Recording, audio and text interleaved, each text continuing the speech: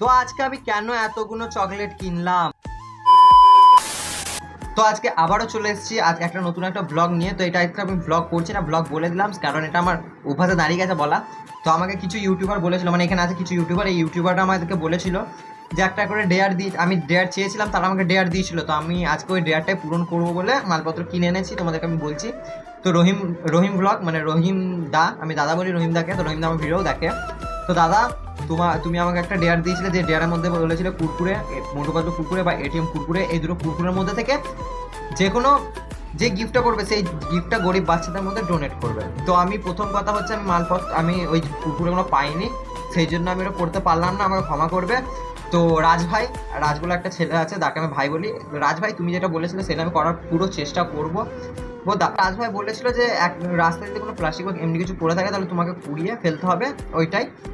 আর রহমত ভাই বলেছিল যে একটা করে একটা চকলেট কেনো, মানে চকলেট কেনো যে গরিব বাচ্চাদের মধ্যে ডোনেট করো। তো আমার কাছে এখন কিছু অ্যাভেলেবেল না থাকার কারণে তো আমি 5 স্টার চকলেট কিনেছি। এই হচ্ছে 5 স্টার চকলেট, তোমরা দেখতেই পাচ্ছ।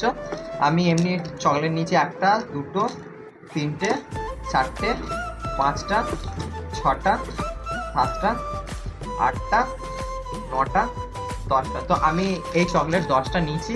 তো এই 10টা চকলেট আমি ডোনেট করবো, মানে 10টা অনাথ বাচ্চাকে আমি এই চকলেটগুলো দেবো। তো আমি এই ডেয়ারটা আমি পূরণ করবো। আজকে আমি দিতে পারলাম না কারণ সন্ধে হয়ে গেছিলো, সেই জন্য আমি এখন কোথাও বেরোতে পারছি না। আর চকলেটগুলো আমি কালকে সবাইকে দেবো, তখন তোমাদেরকে আমি এই চকলেট দেওয়ার ভিডিও আমি একটা আলাদা করবো, সেটা তোমরা দেখবে। তো এই রকমই আরও ভিডিও তোমরা পেতে থাকবে, তো সেই জন্য চ্যানেলটা like, comment, share and subscribe করে দেবে।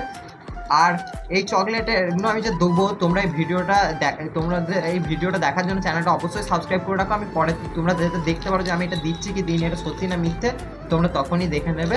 তো দেখা হচ্ছে পরবর্তী ভ্লগেতে। আজকের জন্য এতটাই, বাই।